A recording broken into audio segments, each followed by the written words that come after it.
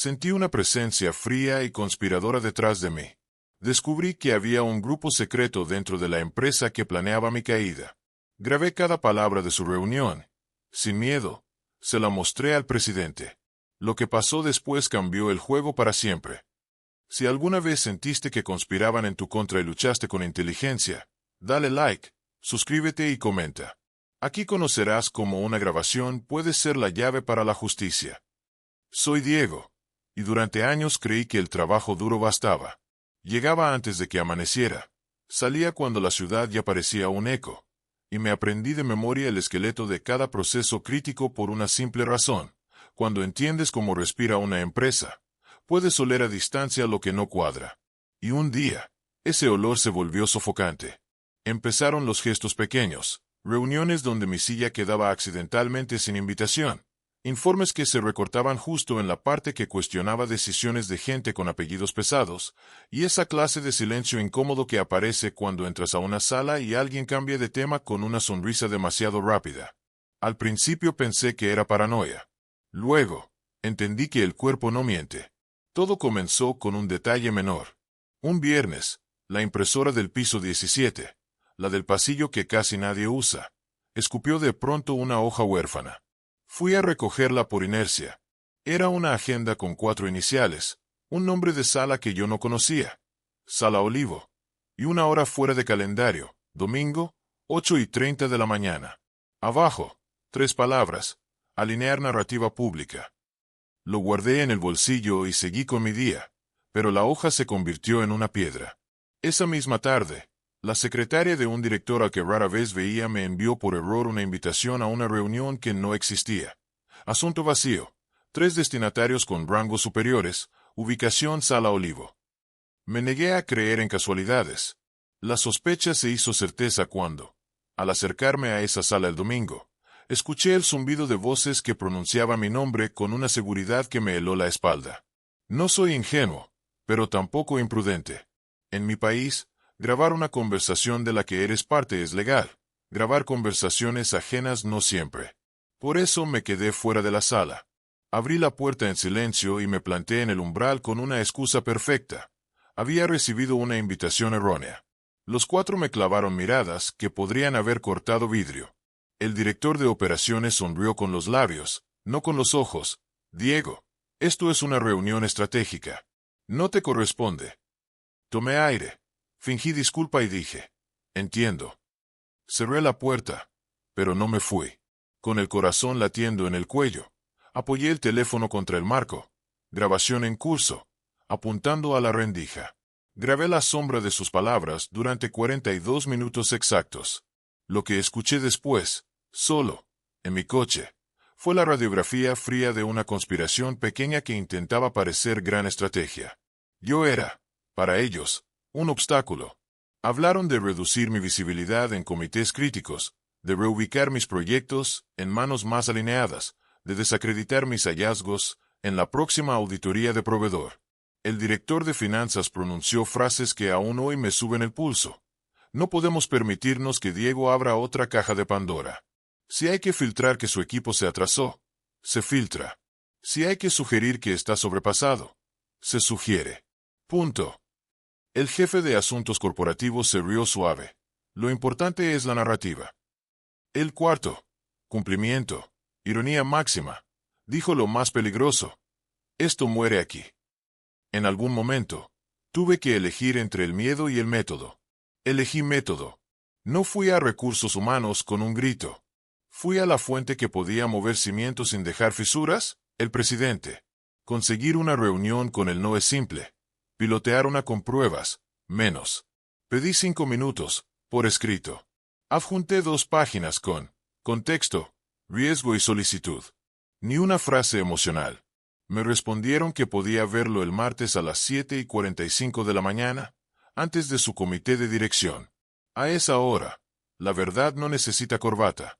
Llegué con 3 capas de respaldo, el audio íntegro, una transcripción con marcas de tiempo, y un índice de citas con la voz asociada. Los 4 identifiqué por timbre y por expresiones que conocía de memoria. Además, llevé algo más valioso, el mapa de por qué me querían fuera. Si iba a señalar, También tenía que explicar. Proyecté el contexto que ellos no sabían que yo sabía. Una licitación de renovaciones tecnológicas a punto de adjudicarse. Un proveedor favorito que había perdido puntos por irregularidades en la prueba de estrés. Una recomendación mía, documentada, de aplazar adjudicación y abrir verificación. En la grabación, el director de finanzas decía, esto no se mueve. Punto. Entendí que mi caída era un daño colateral útil para alguien. El presidente me observó sin interrumpir. En sus ojos vi algo que rara vez se ve en esa silla. Cálculo frío con una sombra de decepción. Pulsó un intercomunicador. Pidió a la jefa de legal y al responsable de auditoría interna que se sumaran. Cerró la puerta con llave. Diego, reproduce el minuto 12 y el 31. Lo hice. En el 12, se hablaba de fabricar retrasos. En el 31, de orientar a 2 analistas para que pidan el traslado de Diego por carga excesiva. Cuando el audio cayó, la sala no respiró. El presidente tomó aire y dijo sin elevar la voz, esto no se esconde. Se investiga ya. La maquinaria se puso en marcha con un ruido que solo quienes hemos visto moverse una empresa de verdad reconocemos. Legal tomó custodia del audio. Auditoría interna abrió un procedimiento con número, fecha y alcance. Cumplimiento.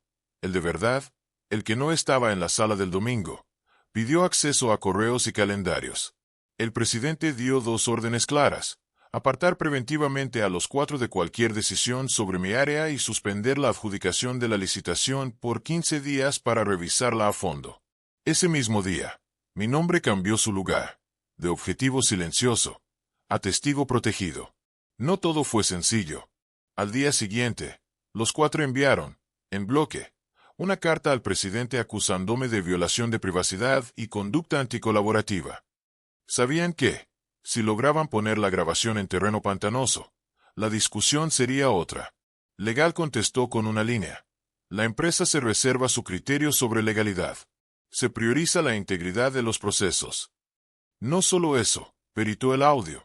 Certificó integridad con firmas digitales y cotejó con el sistema de reservas que efectivamente la Sala Olivo había sido ocupada por ellos ese domingo. A partir de ahí, cualquier contexto se caía solo. La investigación reveló más de lo que yo imaginaba. La licitación, que yo creía turbia por prisa, era turbia por diseño. Auditoría cruzó Logs. Un usuario con privilegios había accedido al panel de evaluación y modificado ponderaciones horas antes del cierre. El acceso pertenecía, o eso decía, al director de operaciones. Sin embargo, el dispositivo desde el que se hicieron los cambios no era el suyo, sino uno de uso común en la sala de protocolización. Verificaron videograbaciones de seguridad. 2 de los 4 entraron a esa sala a las 22:13 del sábado y salieron a las 22:19. Abrieron el equipo, teclearon, cerraron. El tiempo es un testigo no negociable. Cuando presentaron los hallazgos al presidente, la sangre volvió a mi cara por segunda vez en la semana, pero ahora por motivos distintos. La conspiración contra mí no era personal. Era instrumental. Necesitaban a alguien incómodo fuera del camino para completar un movimiento mayor, adjudicar. A un proveedor con el que, supimos después, uno de ellos tenía lazos societarios ocultos a través de una empresa intermediaria en otra provincia. Nada espectacular. Nada digno de cine de mafias, lo suficiente para robar por un carril de baja velocidad, con la esperanza de que nadie mirara. El presidente convocó al comité de auditoría del consejo. No era su estilo llevar todo al consejo tan rápido, pero entendió que el daño potencial era mayor que el ruido de la exposición. En esa reunión se tomaron decisiones que aún resuenan en los pasillos: apartar de inmediato a los 4. Autoimponerse una auditoría forense externa sobre procesos de compras de los últimos 24 meses, y abrir un canal de whistleblowing reforzado con aseguramiento de anonimato y no represalia. Se decidió, también, algo que me pareció tan simple como valiente: informar a los equipos que una licitación clave se suspendía por revisión de integridad. No se dio nombres, no se hizo espectáculo. Se dijo lo suficiente como para devolver la fe a los que dependen de que la empresa respire limpio. La primera vuelta de justicia llegó pronto. Se limpió mi nombre con una comunicación formal del presidente a mi equipo y a todos los involucrados en los proyectos donde me habían desaparecido artificialmente. Recuperé no solo el rol, sino voz en comités críticos. La calma volvió en forma de foco. Trabajar sin mirar sobre el hombro. Mis compañeros, los que habían bajado los ojos por miedo, comenzaron a buscar mi mirada otra vez, esta vez con respeto. Fue una sensación extraña. Uno cree que el alivio es una ola. A veces es una respiración profunda. Pero la reviravolta, la de verdad, la que todavía me eriza la piel al recordarla, vino después, y no fue una victoria simple. Fue una revelación incómoda que cambió la anatomía del poder en la empresa. En la segunda semana de investigación externa, los peritos encontraron algo escondido a simple vista. Un patrón de reuniones informales los domingos en la misma sala Olivo, con asistentes rotando.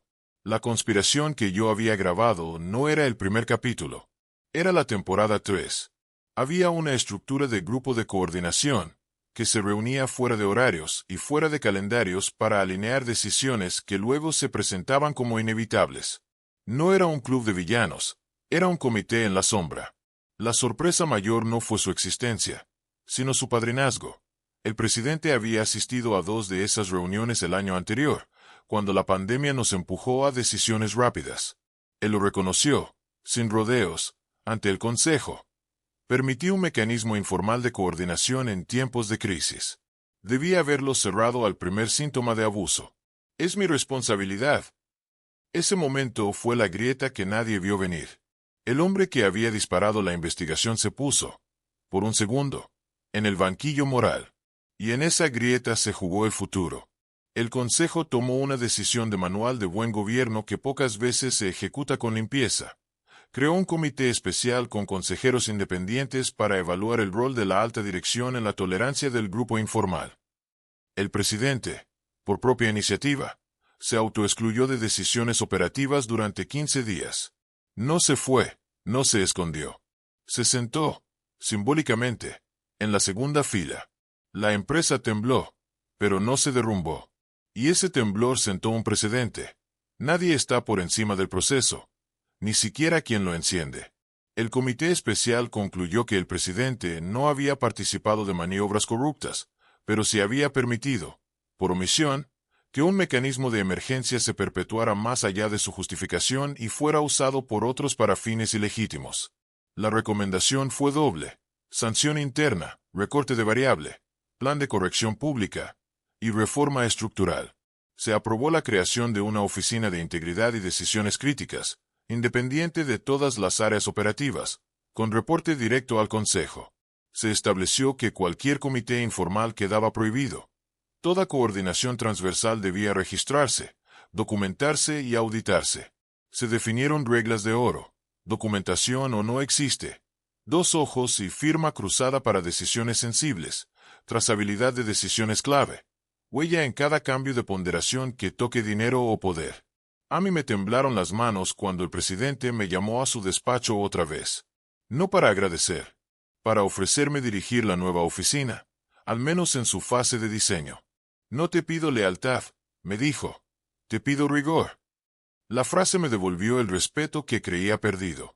Acepté con condiciones: independencia real, presupuesto, equipo pequeño pero afilado.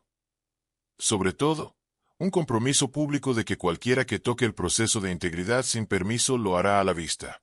Se firmó, se anunció, y en esa firma sentí que la grabación del domingo, ese acto de miedo con método, había sembrado algo más que justicia para mí. No fue un camino sin cicatrices. Hubo colegas que jamás perdonaron que exponiera a la casa.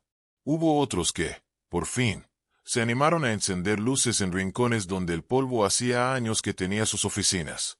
Hubo una pregunta que me siguió durante semanas: ¿y si no hubieras puesto el teléfono?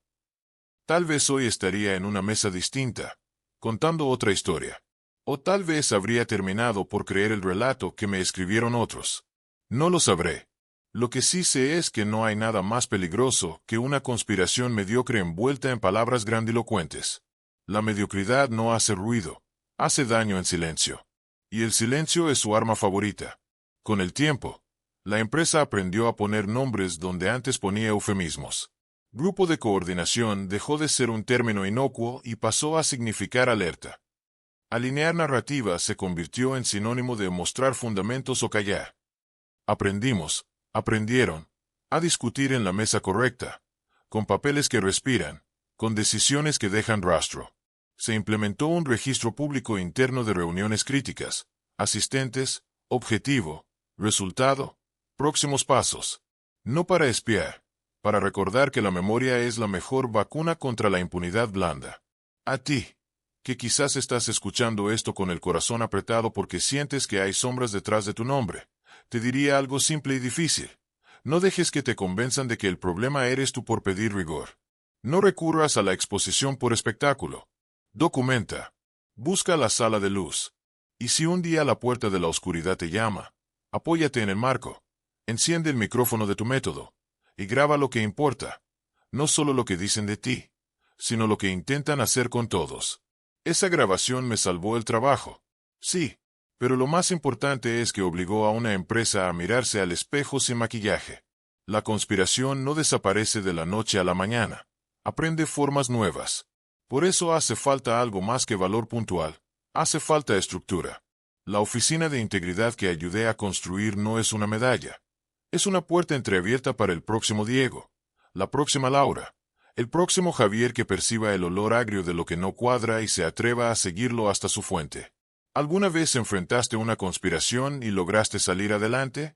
Cuéntalo en los comentarios, dale like y suscríbete para seguir escuchando historias reales donde la verdad siempre prevalece. Y si hoy sientes esa presencia fría detrás de ti, recuerda, la luz no grita, se enciende, y cuando lo hace, deja sin guión a quienes solo sabían conspirar en la oscuridad.